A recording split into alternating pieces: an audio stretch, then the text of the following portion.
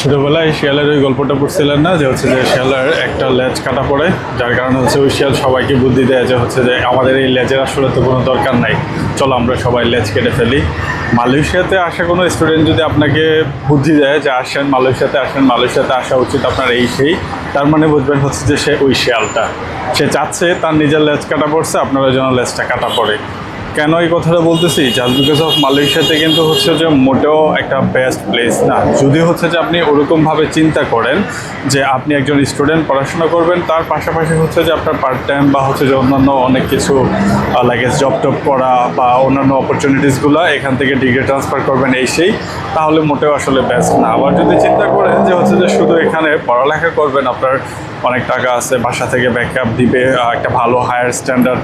Education system চাচ্ছেন, তার সাথে করে আপনি হয়তো দেশে ব্র্যাক ইউনিভার্সিটিতে কিংবা হচ্ছে গিয়ে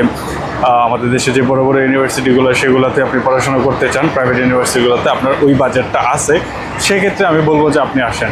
কিন্তু তার সাথে করে যদি আপনার পড়াশোনার পাশাপাশি অন্য কোনো কিছু করার ইচ্ছে থাকে, তাহলে মোটেও মালয়েশিয়া একটা বেস্ট অপশন না। সো আমি বলবো যে ভাই, যারাই আসতে চাচ্ছেন বুঝে শুনে আসেন, অহেতুক এসে ওই যে শেয়ালের মতো লেজ কাটায় পড়েন না, ঠিক আছে?